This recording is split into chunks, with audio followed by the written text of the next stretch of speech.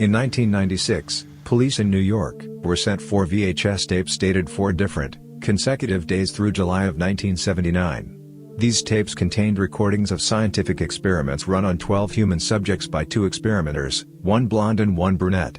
What the 10 officers who watched those tapes found shocked them, making 8 physically ill and resulting in the resignation of 4. When asked why she quit, one of those 4 grinned darkly and joked, "I didn't sign up for this kind of sick shit." The tapes were promptly burned. Neither the sole survivor nor the laboratory could be identified, so no arrests were made. The following is a documentation of what the tapes contained. Tape 1 started simply. The blonde experimenter, wearing a surgical mask and sunglasses, he never removed these when on camera, explained the experiment in a gruff voice. They intended to replicate a psychological experiment from the 50s in which mice were given a bar hooked up via a wire to a needle that was plunged into their skulls. When the bar was pressed, a slight shock was sent to the nucleus accumbens, stimulating the pleasure center. The only difference, of course, was that they intended to perform the experiment on a human scale.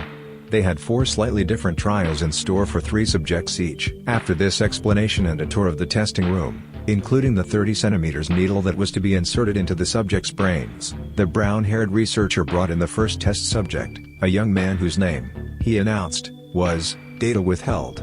He inserted the needle into subject 1's head, the area numbed by gel to minimize pain. However, he made a mistake, the needle was pushed too far. When the subject administered his own electric shock, it stimulated his autonomic system instead, causing a sharp increase in heartbeat, the point that the young man suffered an aneurysm. The needle snapped as he fell and blood sprayed across the floor and onto the opposite wall. He died before the researchers could get to him. After cleaning the room and replacing the needle, the brunette researcher was much more careful. Subject 2, a black man in his 30s known as data withheld, responded as expected to the scenario. After 1 press, he experienced a wave of pleasure. The subject visually shuddered, and proceeded to press it again and again and again. This continued for several hours. As with the mice in the original experiment, subject 2 ignored sleep, ignored food, and ignored sex.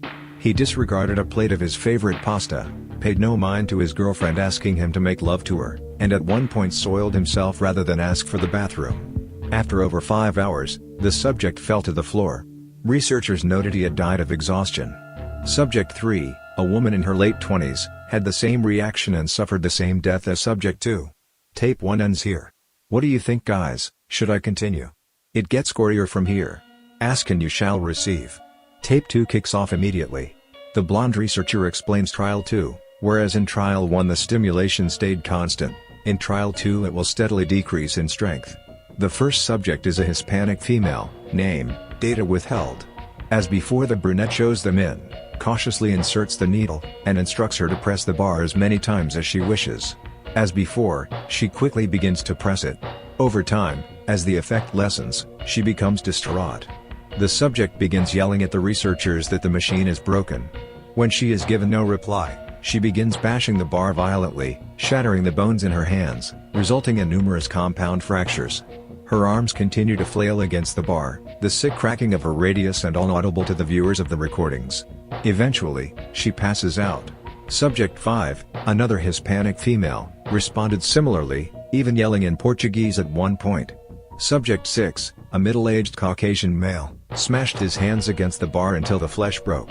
He forcibly tore his hands from his wrists with his teeth in frustration and screamed that the researchers have to fix the fucking machine, or else. He soon bled out. The blonde researcher revealed at the end that subjects 4 and 5 also bled to death after being removed from the testing room. Tape 2 then ends. Tape 3, following the established pattern, documented all of trial 3. The blonde again explained the experiment. Once again the charge would change over time, but this time, it would start weak and grow steadily stronger. Trial 3 was perhaps the most precise trial. Of the 3 subjects, a white male, data withheld, a black female, data withheld, and an Asian male, data withheld, all gave almost exactly the same reaction. Each subject pressed the bar first with no result. They continued pressing with idle curiosity or the researcher's insistence until they felt the effects of the shock, at which point they pressed it over and over with reckless abandon. All 3 started groaning in what was undoubtedly pain after a time, but they kept pressing the bar. Their groans turned to moans, turned to yelps until finally they died from a finally lethal shock. This pattern persisted for all 3. The only break to the pattern was subject 9, Data withheld, who, after the final press that would be the one to kill him, stared at the camera recording his test and laughed manically for 3 straight minutes until his body finally gave out. The blonde noted a scent like cooked ham in the test area. Tape 3 ends here. It is worth noting that one of the 10 officers watching the tapes had to leave to puke. He left just in time. Tape 4 was the most horrific of them all.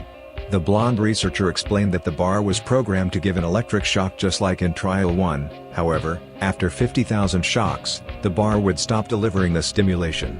The researcher seemed most excited for this one. The brunette brought in subject 10, a white female of 20 named, Data withheld. She behaved like every other subject, hitting the bar rapidly. After 93 minutes, the 50,000 mark was reached and the pleasure stopped coming. She was enraged. Data withheld, began pounding on the bar, screaming that the machine wasn't working. When her calls went unanswered, she started clawing at her face. Skin was peeled off, exposing her facial muscles. Before long the woman had torn off her entire face, still shrieking at the top of her lungs. The brunette researcher cleaned her dead body up. When he finished, he stared at the bar until his comrade called his name. The 11th subject was a Hispanic man named, Data withheld. He too behaved as expected at first.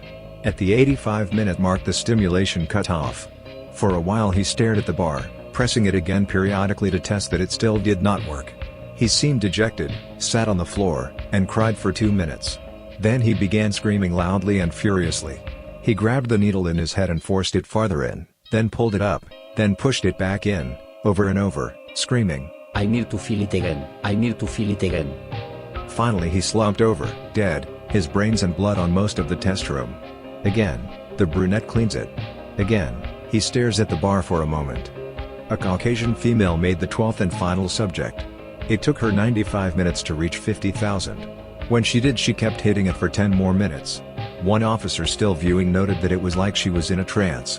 After that she stopped, pulled the needle slowly from her head, and simply stood there, bleeding slightly but alive.